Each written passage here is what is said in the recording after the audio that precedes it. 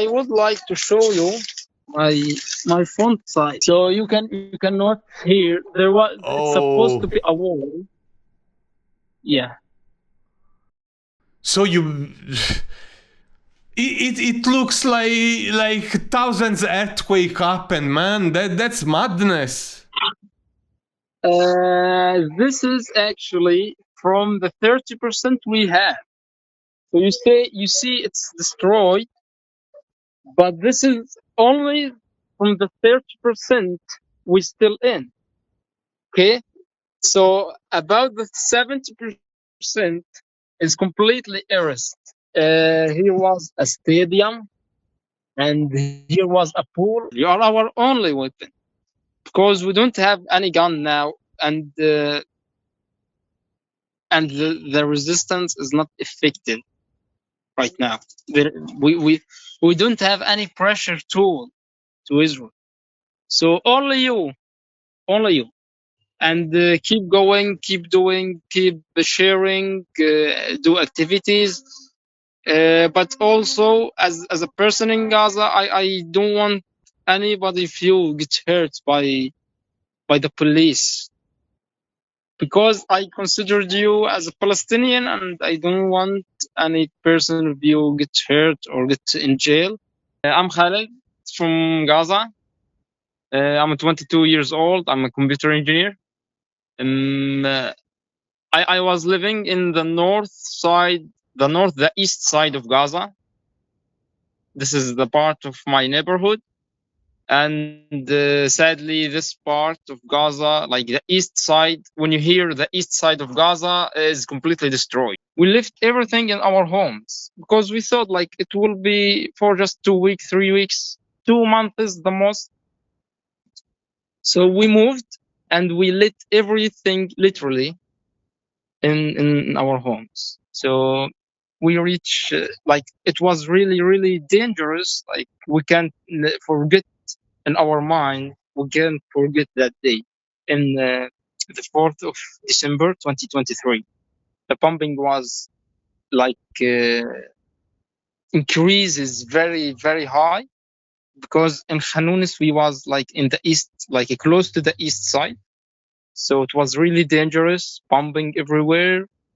The sky in the night was red, orange. When the flower trucks move, all the people like zombies, exactly like zombies.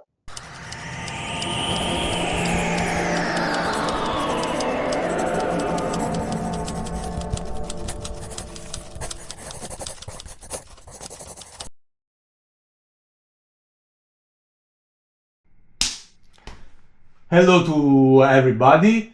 Today is 16 August 2026. I'm Paolo from Fanrivista, a small news small and independent news outlet based in Naples, Italy. And today with us, Khaled is joining us from Gaza. Thank you very much, Khaled, for your time and for being with us. So my first question is if you can introduce a bit yourself and tell us where exactly within Gaza you're from, and talk about your sad journey that started after the starting of the genocidal war on 8 October 2023. Thank you for the video call, for this call, the humanity call. I'm Khaled from Gaza. I'm 22 years old. I'm a computer engineer. I was living in the east side of Gaza. This is the part of my neighborhood. And sadly, this part of Gaza, like the east side, when you hear the east side of Gaza, is completely destroyed. Like even in the news, you just hear in the west. So as a family in Gaza, we're forced to be displaced many times. Like when we counted, we forced to be displaced about 10 times or 12 times, like that. And you have to know that all the family, like when you be displaced. Now you are in Italy, you are watching me. So let's say we tell you have to move from, and you let everything you have, just you with your clothes on your body, and you will go to unknown place for you, like a place you never visit. And you lost your work, you lost your work, you lost everything. There's no any source income for you. So it will be suffering and really painful, because living without money is really really hard, and literally without any coin, because there is no source income for the families here. So we forced to leave our homes in the 7th of October. When the 7th of October happened, we see that this won't be easy. Like before 2023, the 7th of October 2023, we was having a small election. I mean, small wars, like not a war, but just for a week or 2 weeks, and then the both sides stay calm. So we get used to that many times. Even in 2023 in May, there was an escalation. I think it's a small war. Yeah, escalation, small escalation, but just for a week, and then it stopped. So we are used to. But when the 7th of October happened, we said, "Oh, this is not an escalation. It's a big bomb." So in 13 of October, all the north had been threatened by Israel, and they said the north would be a battlefield for them, and you have to move to the south because it's much safer. So we didn't realize where we are going and how long, and we don't realize anything. We just take that thread and we lift everything, as all the families in Gaza. We lift everything in our homes because we thought like it will be for just 2 weeks, 3 weeks, 2 months the most. So we moved and we lit everything literally in our homes, and we moved. Now where we moved, we don't know where we are going. Okay, we went to Khan Younis. Yeah, we sit in the south in Khan Younis. We sit in a school. Yeah, and like in one class there was me with all my family. Like we was we as in Gaza we live together as a family. Like we are as uncles, aunts together. So when we reached Khan Younis, we was having one class, and that class contained about 15 I don't get when it closed. I didn't get exactly what you meant. I mean, we move as a groups of people, not just one family. Like with my uncles, with my cousins together. So in one class, we was about 15 families in one class. So sorry, but sorry for interrupting you again. Wenikmos is a place. Again, can you spell it Wenikmos, because it is not really clear to me what that word means. If it's a place. Again. Yeah, can you spell it? What you mean with Weniklos? If it's a place or maybe. Yeah. It's a place where the people study. Like before the 7th of October, we was having schools, and in the school there's a class. Classes. Oh, class. I'm sorry. Okay, class. Yeah. So in just one class, the situation forced us that about 15 families of my family, my cousin, uncle members, to be in, and that class is not for men. It's just only for women and kids. And we was sleeping upstairs, on the stairs, on the ground.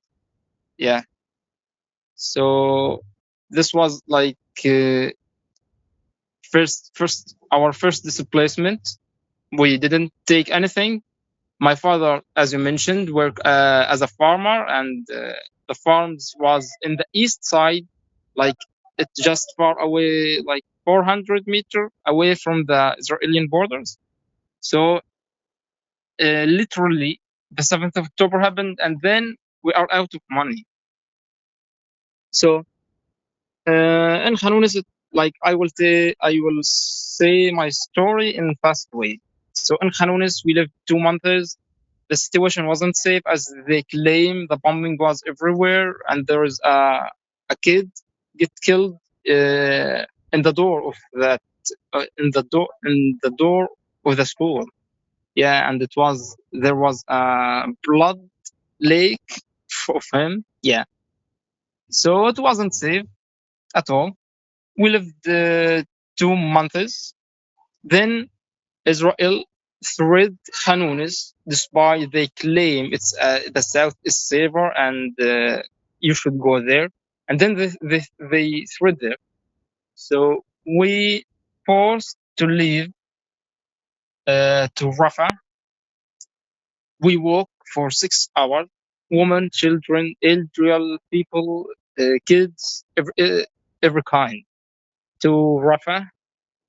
We never ever visit Khanunis or Rafah before, and we don't know any communication there.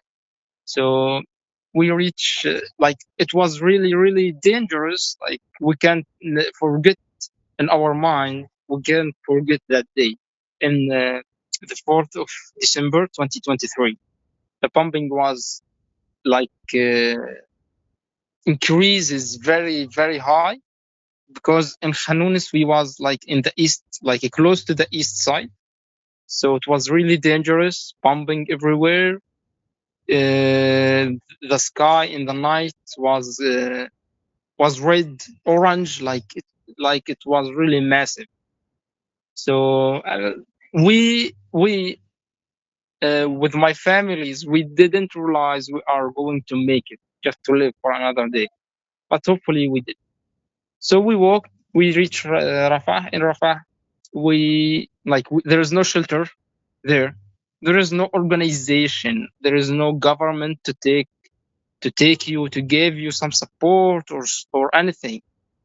There is nothing. You should figure how you should handle everything with no work, with no money. Okay, so we start making tents. Like we take some dots and we build some tents for our to live, because there is no shelters. In Rafah, there was it's like a desert, empty places. Like it contained a lot of empty places. So we lived there 5 months. The situation was really hard. There is no one care about you except your family. Yeah. And then in Rafah, 5 months. Yeah. And it was like a new life. Like we get used to have water in our homes. There is no water. We get to use that there is electricity. Since the 7th of October, there is no electricity in Gaza, because Gaza was depending on Israel. Israel was supplied us by electricity. So when the 2023, the 7th of October come, they cut the electricity. Everything was really complicated, more than you can imagine. In Rafah, like there was controlling the border, because we depend on the border to get our food, our vegetables, our fruits, our meat, everything, our industrial things, everything. So when the 7th of October started, they was controlling the border, and in Rafah, like there was like you go to the market, there is no vegetables, there is no good things to buy. Yeah.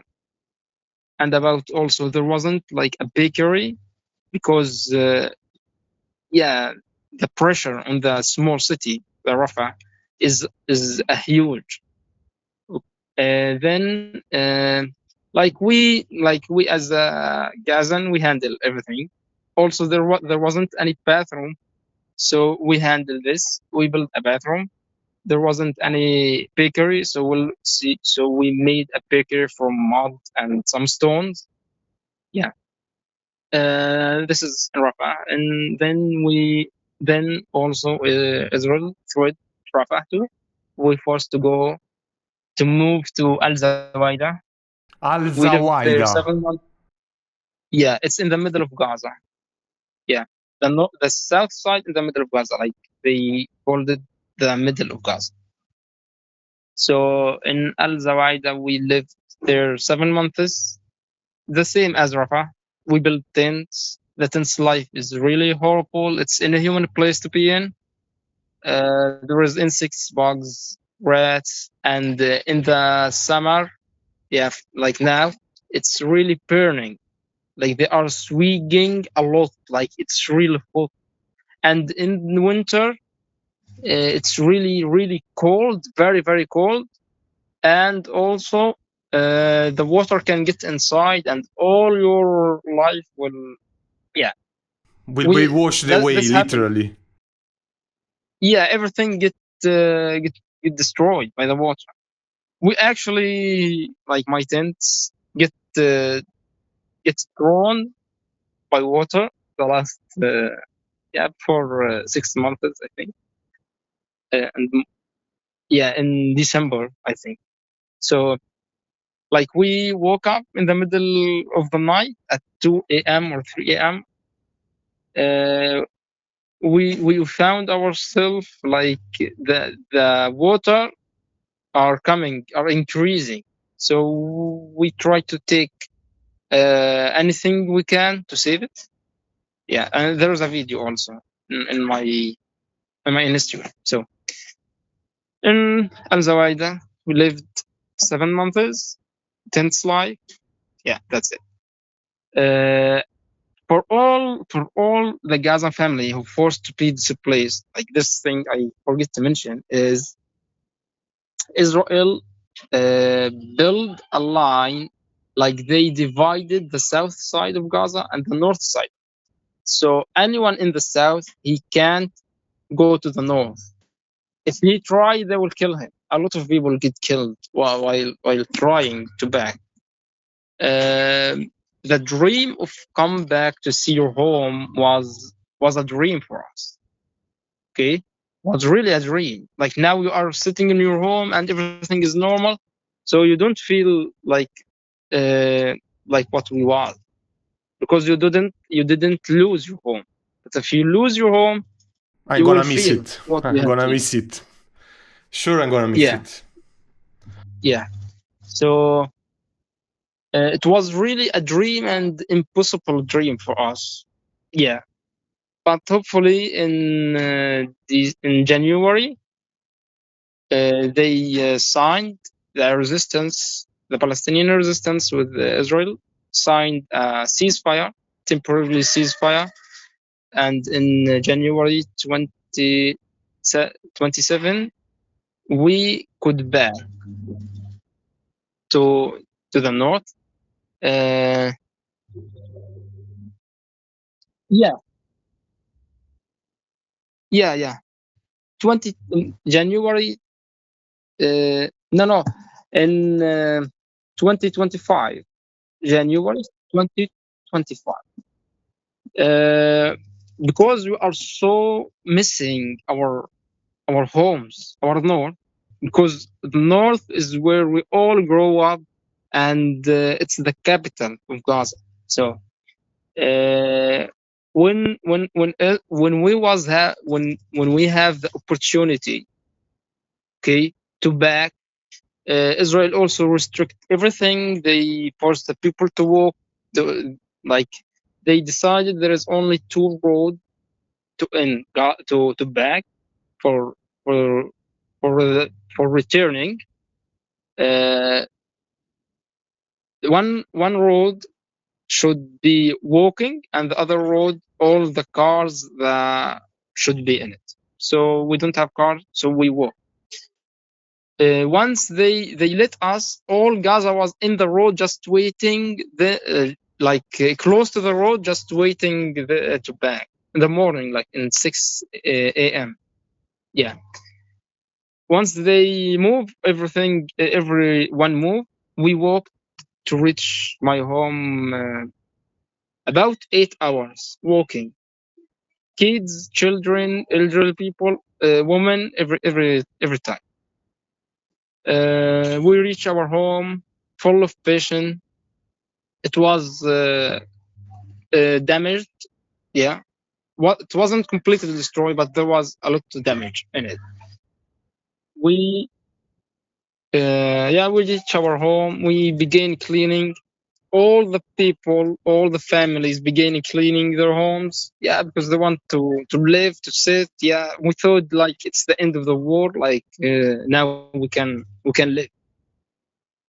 And for 1 month, like 1 month, 2 months, we just cleaning and rebuilding, trying to rebuild, to close destroyed walls like that. Yeah, and the life like was really okay for us. Then you have to remember this. In March, Israel began their the starvation plan. They closed the border and nothing in Gaza. No food for Gaza. In April 11 for Israel, we forced to leave our homes again, and to go nowhere. Like we don't have any place to go. So my father friend was having a destroyed home, completely destroyed home. So just some room, a room in it. So he said to my father, "You can clean and sit here. Come here." Yeah. We clean it and we sit in the home, the destroyed home. We didn't also take anything from my home. Yeah. You remember they start the starvation plan in May? It was like before they said the so-called Gaza Humanitarian Foundation, probably. The Gaza Humanitarian Foundation. It was before that, or like immediately before that, where the foundation where they made these camps that were basically traps, where you had to rush. Like there was a siren, and all the people had to rush in there to get some box with food, and they were shooting on them. The Gaza Humanitarian Foundation. You mean they gave us temporarily time to take our stuff or not? No. I mean, they set this association, this charity. They called it the Gaza Humanitarian Foundation, right? Yeah. They blocked the borders. No food in Gaza to any type, to merchants, to humanitarian organization, to every type. Yeah. In May, like all the goods in Gaza had been gone. Yeah.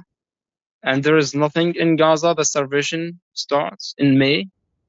The families like try to handle this by dividing. Like each person in the family should have only one bread. Only one bread in a day, in his day. Like you, to all your day, you have just one bread. Just one piece of bread for the whole family a day. Just one piece of bread. Yes. Just one piece of bread. No, it wasn't big. Like it was just bread. Yeah.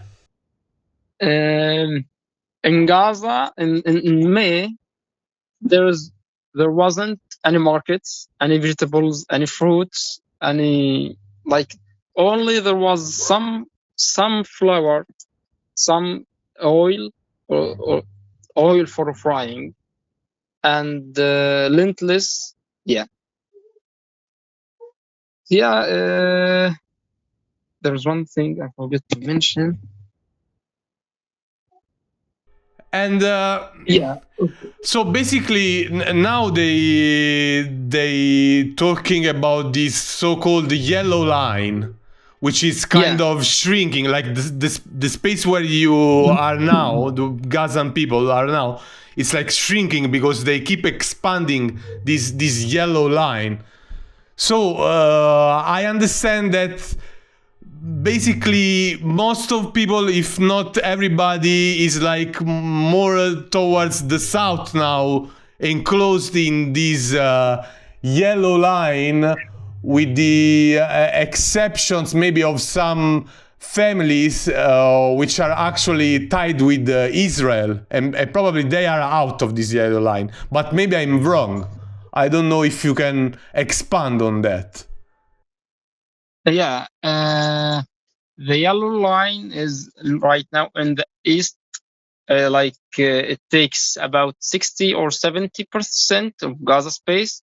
It's they are moving from the east to the west, and the Gaza space are shrinking little by little.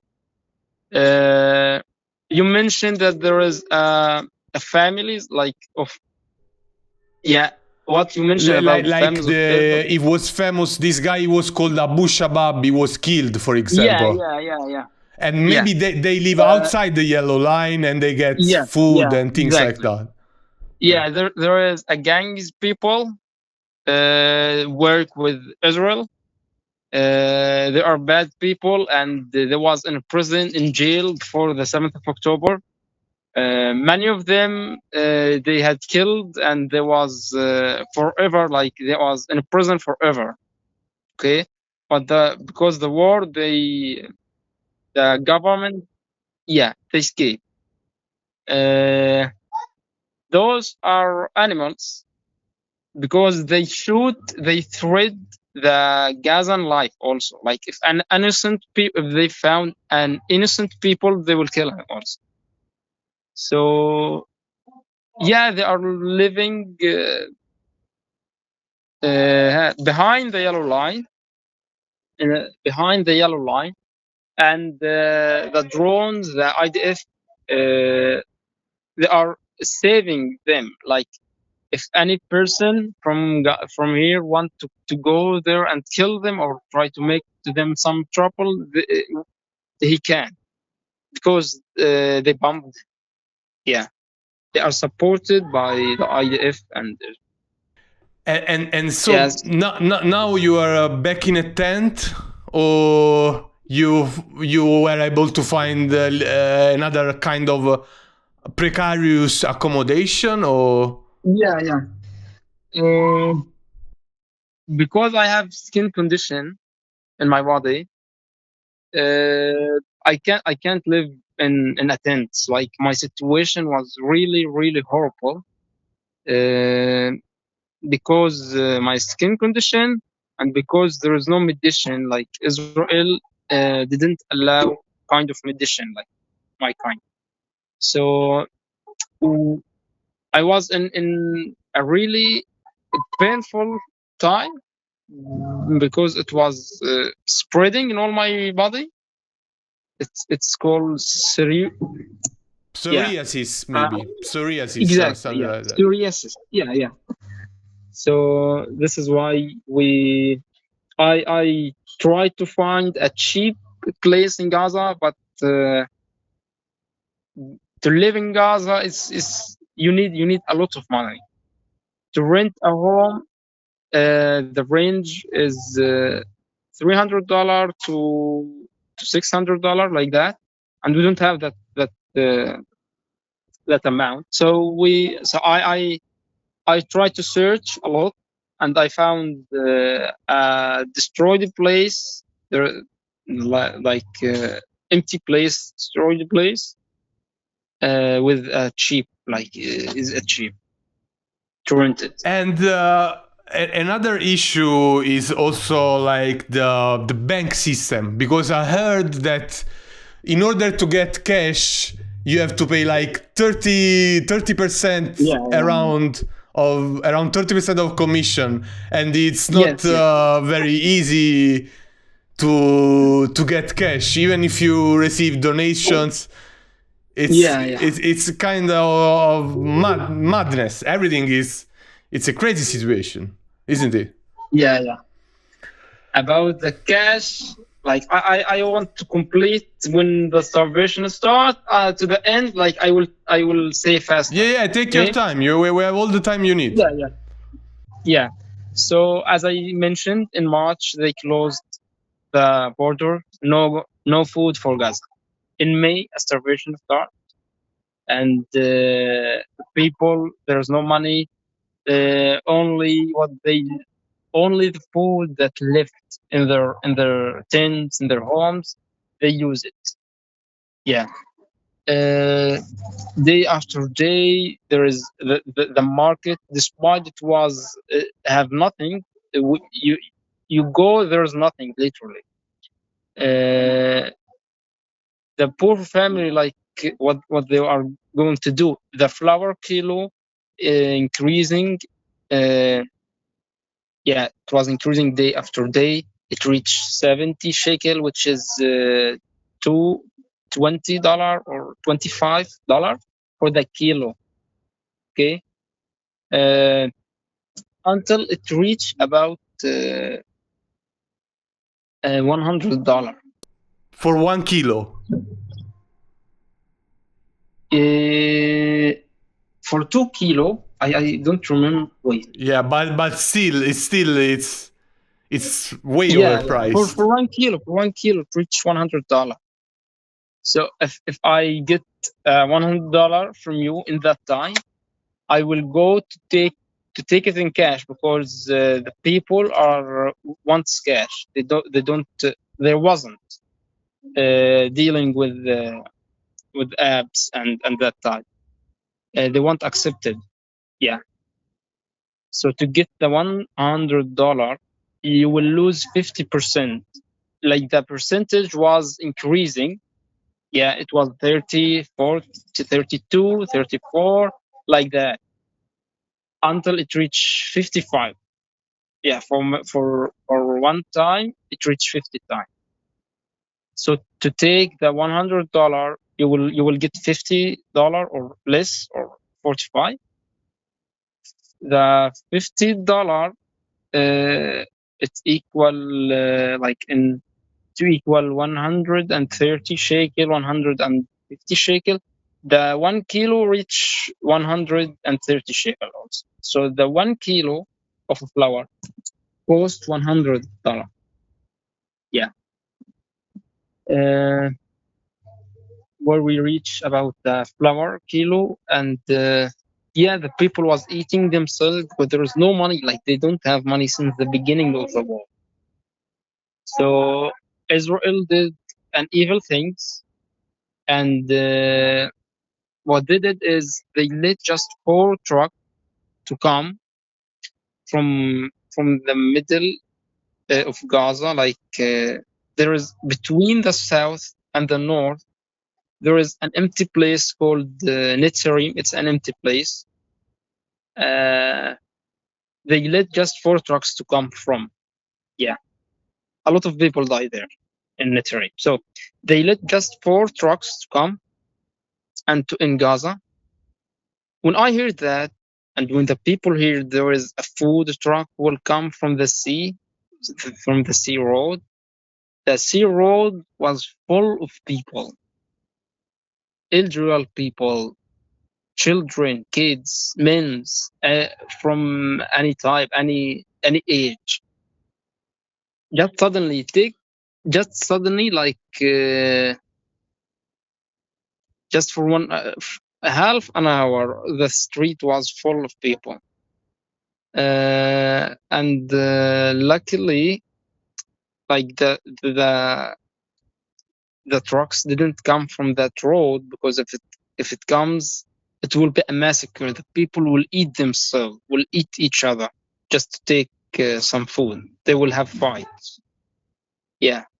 While I disappointed, like how they can, like we was close to the sea, so I don't, how will all that number be there? Like it's just like for 10 minutes they announced that, and I went to the street. I see a lot of people, like it's yeah, like very fast. Yeah. So I backed, and I realized that they are trying to play with us, to move us where they want, like rats when they when they put it and they see what that rat will do. They expect what he will do. Yeah. Like if you were Then a guinea pig, a lab rat.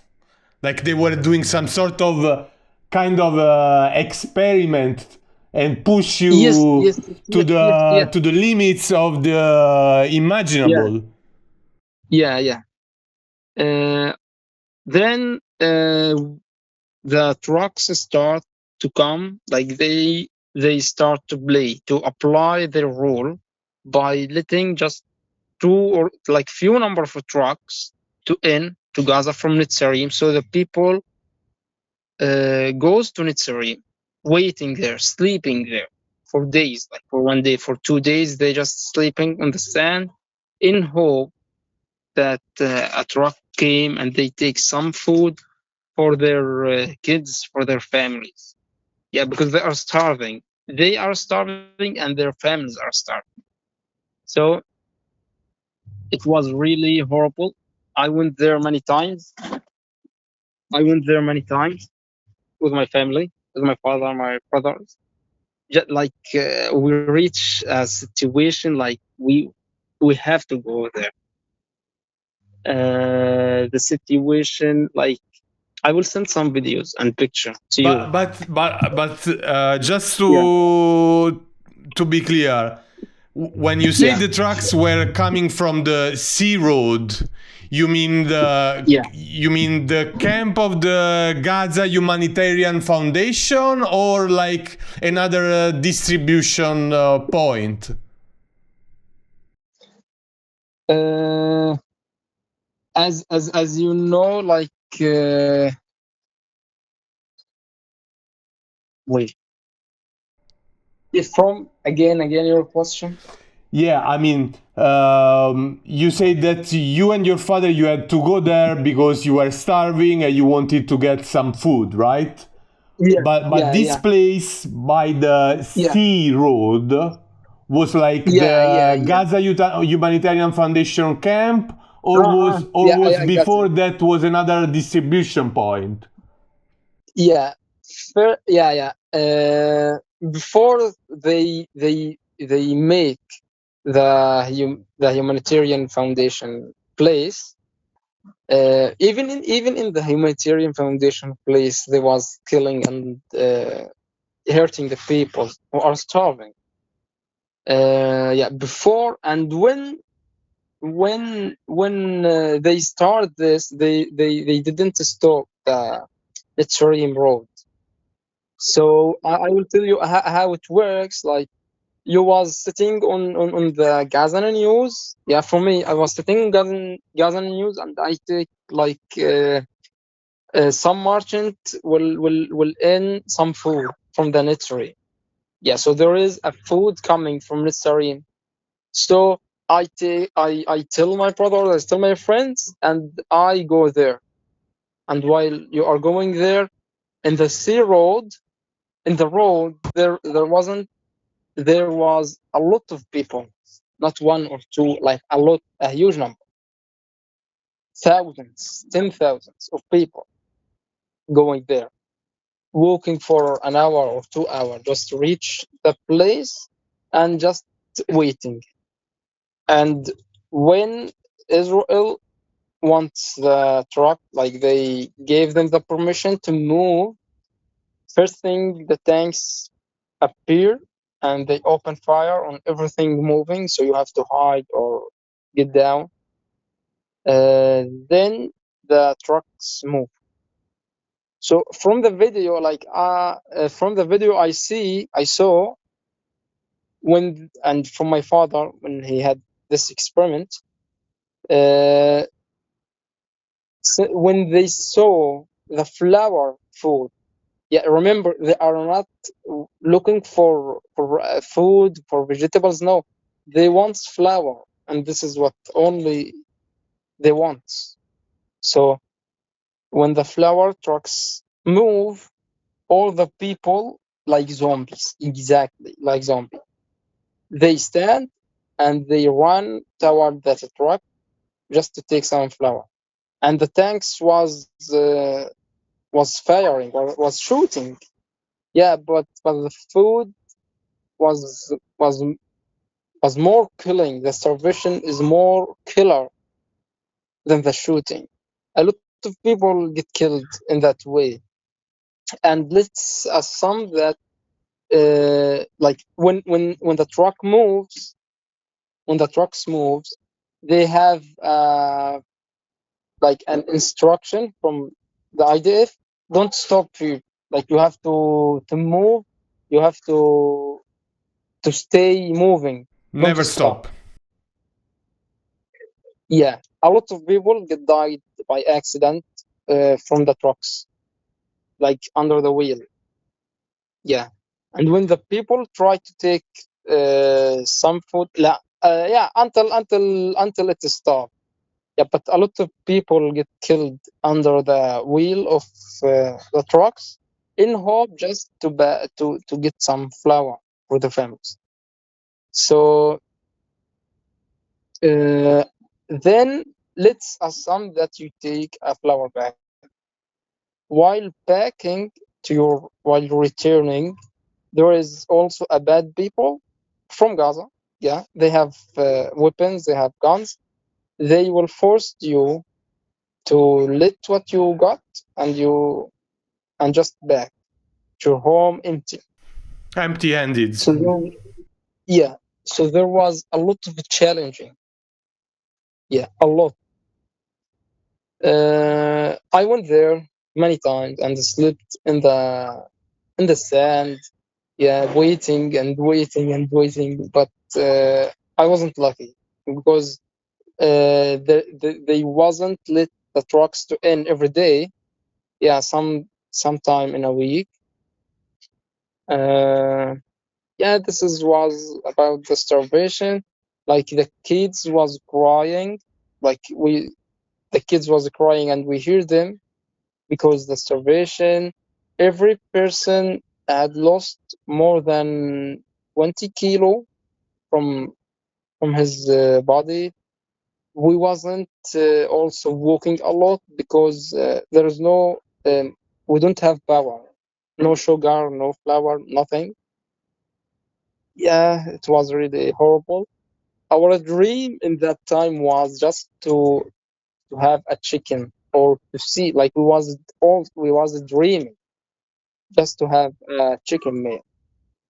Yeah, it was really horrible, horrible, horrible. Then this was from May to August, I think. Then we forced also to leave, to be displaced again, while the starvation take, like, while we don't have money and we forced to go for a year to unknown places. So we don't have also money, and the starvation come and we don't have also money. Like we are out of money since the beginning. Yeah. So then we forced to be displaced. Now I will tell you what is the meaning of the last displacement we had. First thing, to be displaced from Gaza to the south, you have to have a car, and if you don't have a car, you have to have like to see a person have a car and contact with him. Yeah, to take your family and your stuff to the south. You have to pay for him about like it reach $1,000, $2,000 just to take your stuff. like a small truck or a big car. Yeah, you have to pay $1,000 for the truck to move you from the south to the from the north to the south.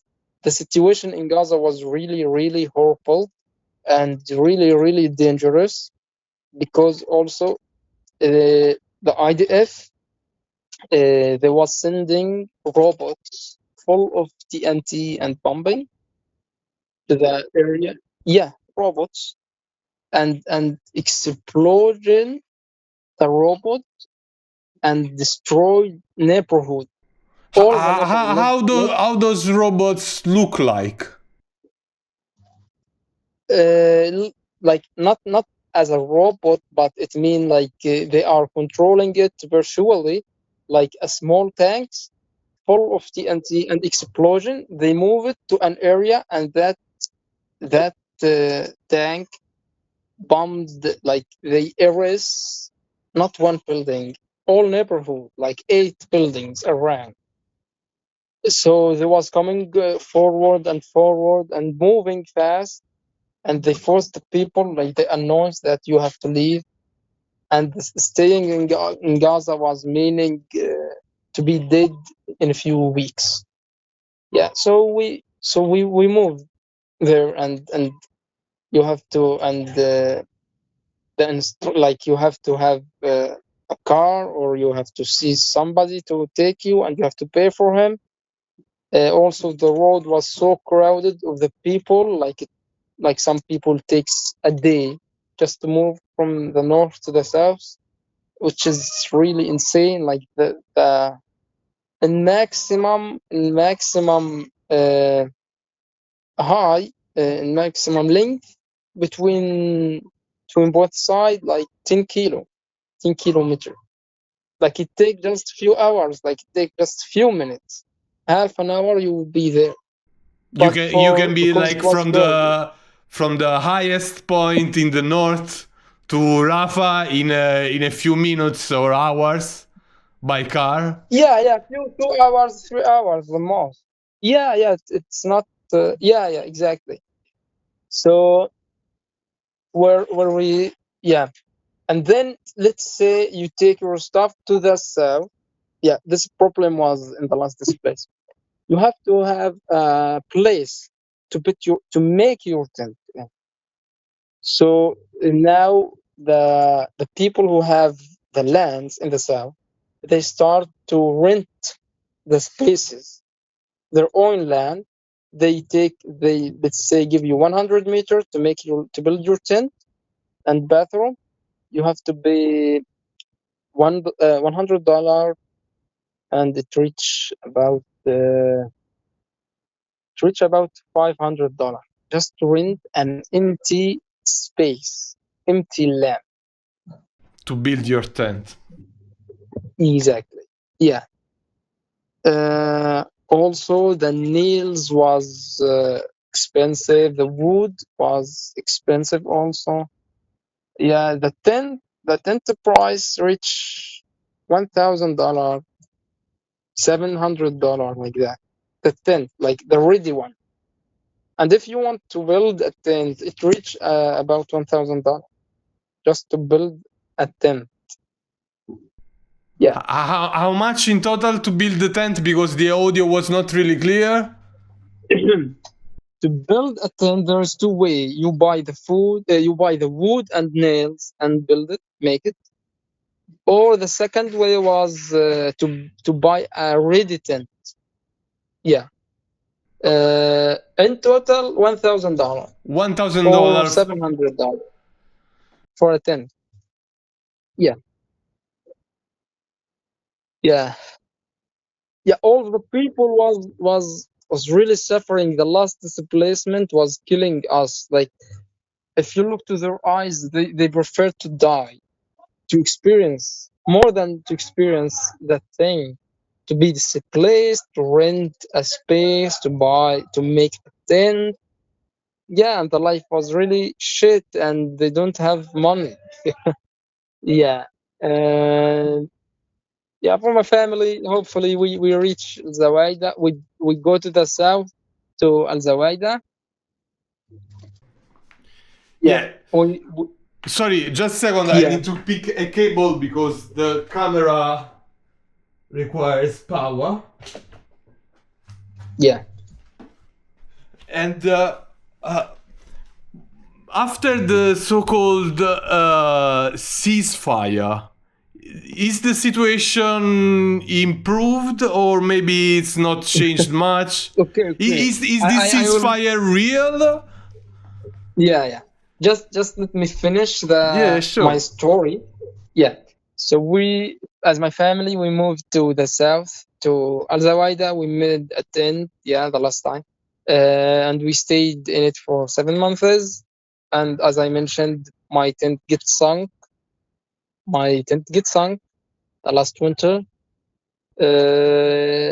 Yeah, I think, and because my skin condition, uh, my family couldn't. Me with my family, we couldn't stay in tents. Yeah, and now and then I tried to search for a place to just stay in with my family. I searched in Gaza, but the prices was so high. So now I'm in Tel El Hawa. It's in Gaza, in the north side, but it's far a little bit from the capital, from the city, from Gaza city. Yeah, it's called Tel El Hawa. Yeah, and you will. So, any question about the ceasefire you just asked? Uh, Actually, the ceasefire is a fake, just to just for the because just to control the people, to lower their activities, and yeah, just for to calm the people. That's it. Yeah, to control the social media, and then there was like the people was focusing on the FIFA World Cup. You know, yeah, Yeah, we there was also here we was a huge protest in Italy. Like the streets were full. Also, when there was the first flotilla wave, yeah, yeah there were like tens of thousands of people on the streets in my country. But after the so-called ceasefire, everything went more under the radar, and people yeah almost forgot about what was happening in Gaza and in the rest of the occupied Palestinian territories. Um, but another thing I wanted to ask you: how was?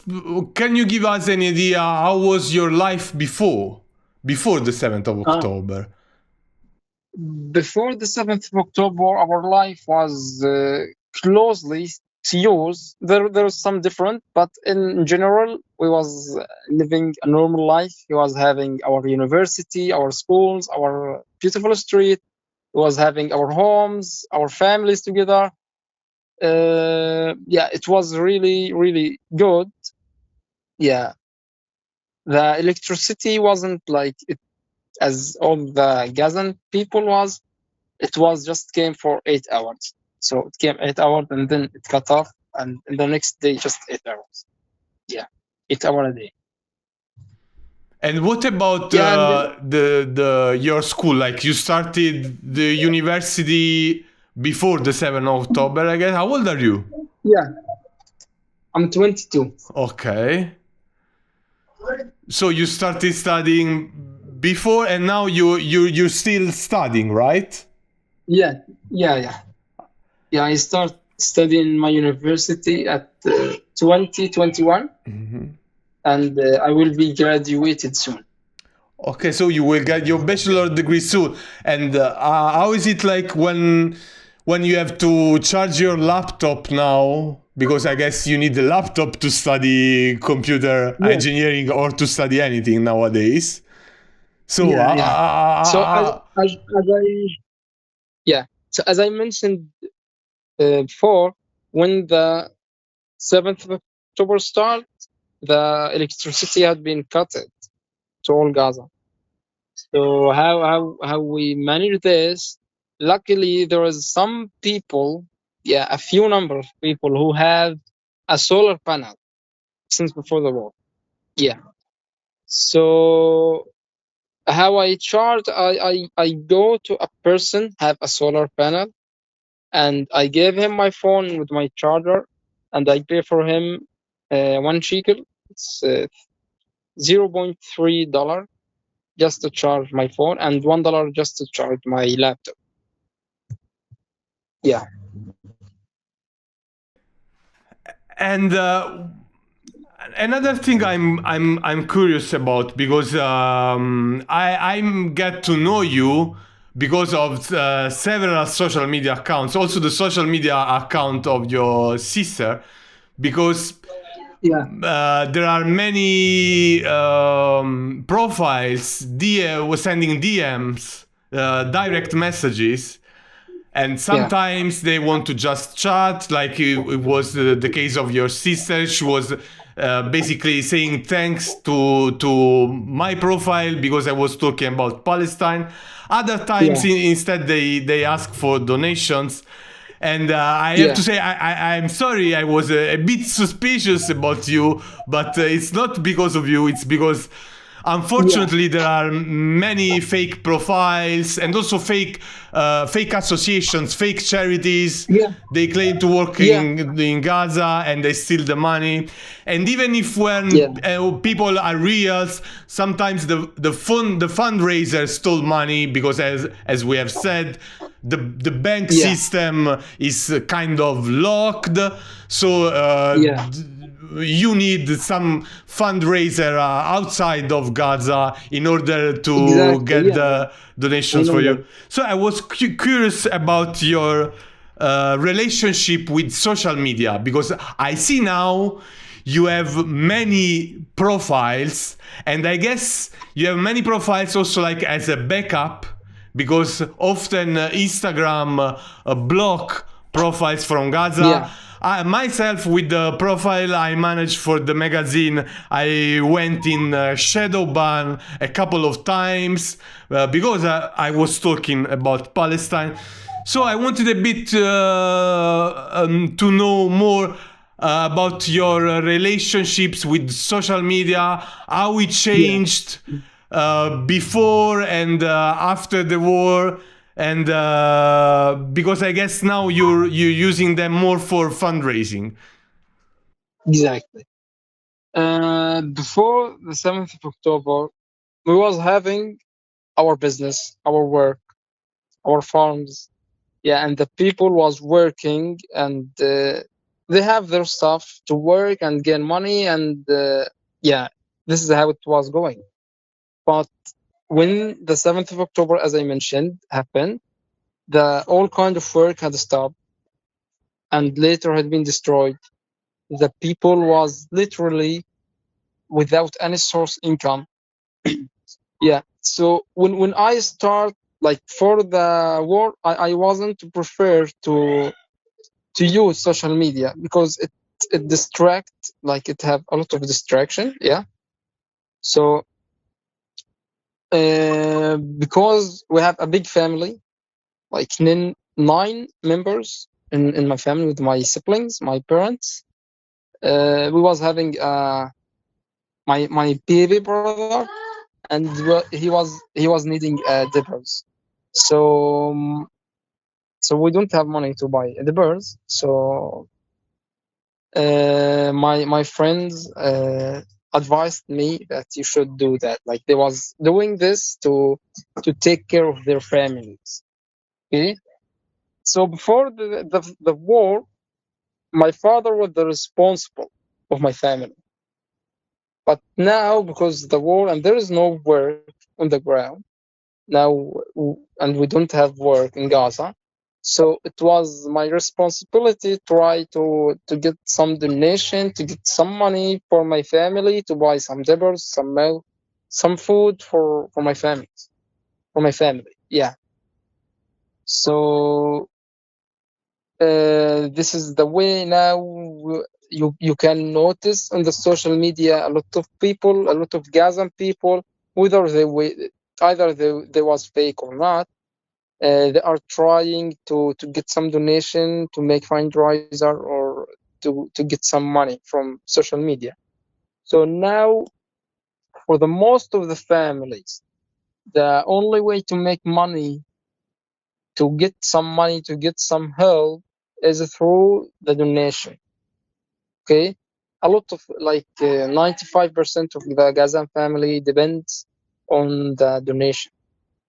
Okay, and about the blocking and social media ban, Meta problem. Yeah, I made many social media accounts, so I can, like, if any account of me get blocked or banned, I can still communicate with my people, with my You have friends. a backup account basically. Exactly. Yeah. And I also noticed, like, I started to trust your sister first because she had posts way before the 7th of October. So Yeah. I was sure she was real. And also, if you, on your main account, the first post, I think, is from 2024, but it was created in 2021. So I'm saying this because before making a donation, we need to find ways to make sure that the money are going to real people or real charities and also associations. Yeah. And what about like charities on the or association? Are they able to help you to distribute, I don't know, food, water, and basic needs, like Yeah. NGOs? What about them? Do you Uh, have contact with them? yeah. Like, your question is there an organization, like, do some help, Yeah, make some exactly, food exactly. service? Yeah, and there is, but we never depend on them, because if you take today a package of for food, then for the next month you won't get a package, so you can depend on it. The best way to help a Gazan family, through donation. That's it. Like, and also because Israel restricted the organization. Yeah. Yes, yes. We have talked about this on our Yeah. magazine. And another question. Yeah. Uh, of course, you had dreams before the 7th of October. Do you still have Yeah. some of the same dreams, or how those dreams are changed now? Can you talk a bit about Yeah. that? Like about your future, your occupation, or maybe, I don't know, your family. If you can talk about your dreams. Yeah. About our dream, before the war, we was having a dream, as all the guys, and dream to finish their study, to build a business, to be an employee, to make money, yeah, to live a normal life. This was before, but while the genocide, our dream was just to have a, a peaceful land to live in. And when we start building a business, like, it didn't destroy, because my father farm had destroyed several times. Yeah, and no one stand with us or give us, like, the government or anybody. So if you get destroyed, you will stay destroyed. Yeah. So in the genocide, was having many dreams, like the dream of come back to the north, the dream of having a chicken. Yeah, I realized this. So as a dream of all the Gazan people, we dream to live in peace, without killing or bombing. Yeah. And I'm sorry that unfortunately this dream now is this basic dream of safety, Yeah. of basic needs. It's now broken also because the complicity of our governments, and we will multiply our effort to push our governments to stop funding the genocide and ties with the Yeah. Israeli regime. And last question before asking you if you want to add anything else. I guess you watch some Western media, and if you don't watch Western media talking about Palestine, you sure have social media. So there is anything that you think that we as people from the so-called Western world, Yeah. something that also like people like activists or people who care about Palestine, there is something that we are missing in the narrative about Yeah. Palestine. Yeah. Is there something we are looking for about? Is there something that we are looking for that the Western people do for us? Um No, you are doing great, and we are day after day we realize that a lot of people realize the truth about what's happening in Palestine and in Gaza and in Israel with Israel. So as advice to all of you, just keep pushing, keep what you are doing. You are doing great, and you are our hidden weapon to face Israel. You are our only weapon because we don't have any gun now, and the resistance is not effective right now. We don't have any pressure tool to Israel. So only you, and keep going, keep doing, keep sharing, do activities. But also, as a person in Gaza, I don't want anybody feel get hurt by the police, because I considered you as a Palestinian, and I don't want any person of you get hurt or get in jail, you know. So be careful and keep going. Yeah. And you too, I mean, be careful, and you are like a symbol of resilience of the whole humanity. Because Yeah. what's happening, you know, there are many wars and conflicts around the world, but what's happening in Gaza is beyond the imaginable, and the resilience you showing, it's really incredible. So we thank you. We thank you because basically you are what remains of humanity.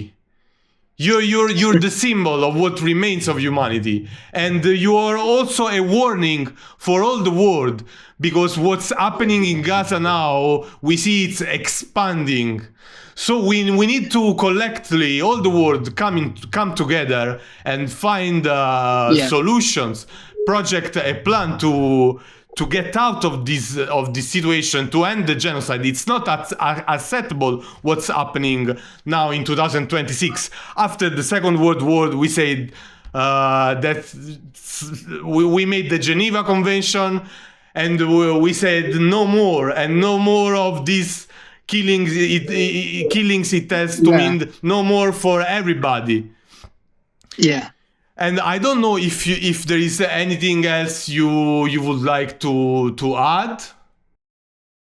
Yeah, about you asked about how the ceasefire is applying. Is it real or not?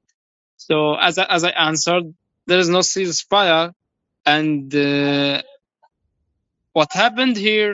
Yeah, at the meantime, like you was going to the market, or you were going to while you are going walking in the street, Yeah, full of peace. You don't have any relation with any resistance or something. You can easily get murdered by Israel. They can bomb near you or bomb you, and no one will just some post on the social media, and then you will be lost.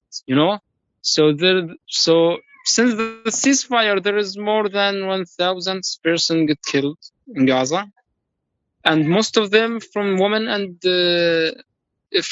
kids, and all of them was innocent. Most of them was innocent people. So this is about the ceasefire. One more thing, I would like to show you my font size. Yeah. If it's safe for you to show that, please share with us your view. Yeah.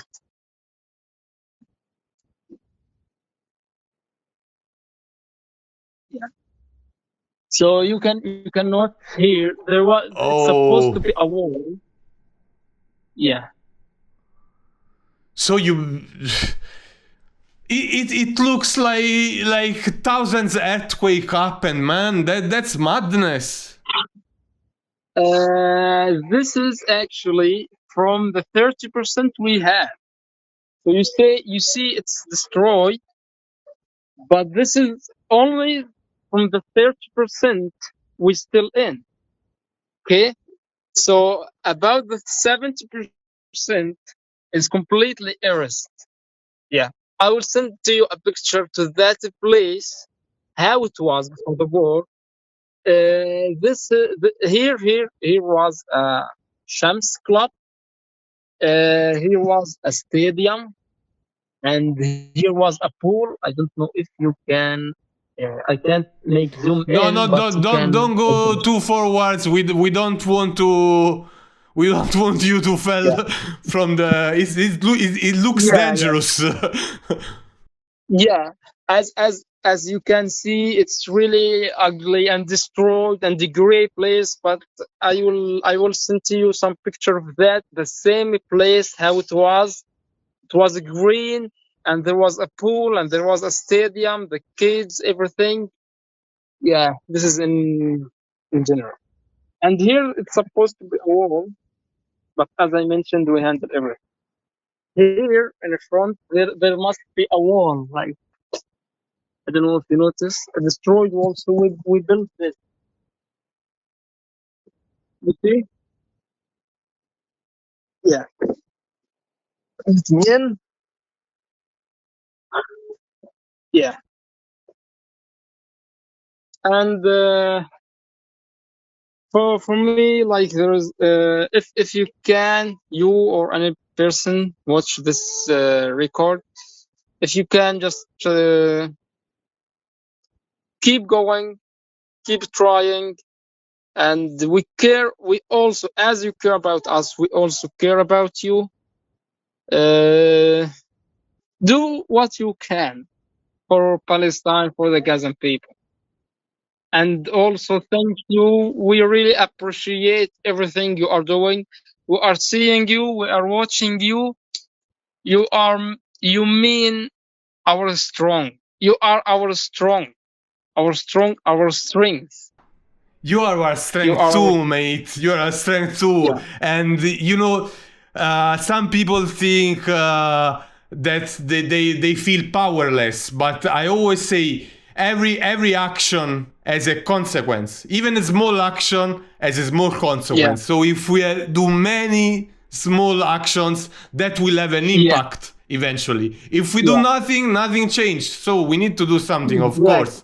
You are our strength too. Your resilience is our strength too, man. Yeah. Thank you very much for your time. And also having a chat like this, it means that now then you have to go to charge your phone to the guy who has the solar panel. So extra thank you for that, mate. Extra thank you. Yeah. Thank you very much. Yeah, thank you so much. Yeah, problem. I want to thank again Khaled for his important testimony. we don't hear enough often voices from Gaza, from real people from Gaza. So it's really important to have their perspective on what's happening, of course. And I was impressed by its kindness, and from the fact that he was worried about people getting in trouble for protesting in favor of Palestine. He showed real and deep kindness. And I was also shocked about how it felt normal for him going through this terrible experience. It was only a glimpse into what it has been for him, these almost 3 years of genocide now.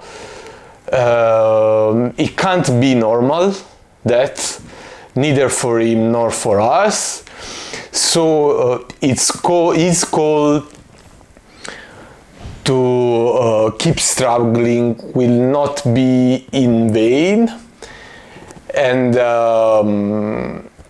I think that what's happening in Gaza and in the rest of Palestine is like a magnifying lens that makes clear all the problems that we have in our contemporary society. Like, if you look at Gaza, you see all the problems with killing, of course, so with the value of human life, but also with other issues like the environment.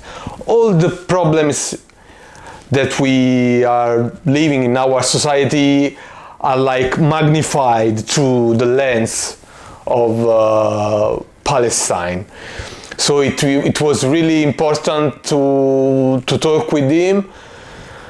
And in the description below you will find the link to the article linked to this video, and of course you will find the other content, English content, that we have published on our humble online magazine and on the social media accounts linked to our magazine.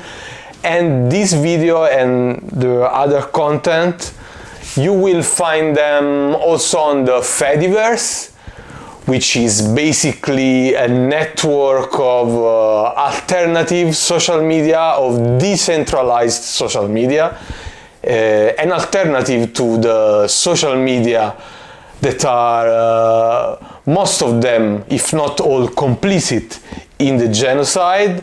And you of course will find also a link to the social media profile of Khaled'S. And yeah, support the independent journalism, following us, subscribing this channel, or boycotting the anti-social media and following us on the Fediverse. And of course support real people from Gaza like Khaled as well. Thank you very much.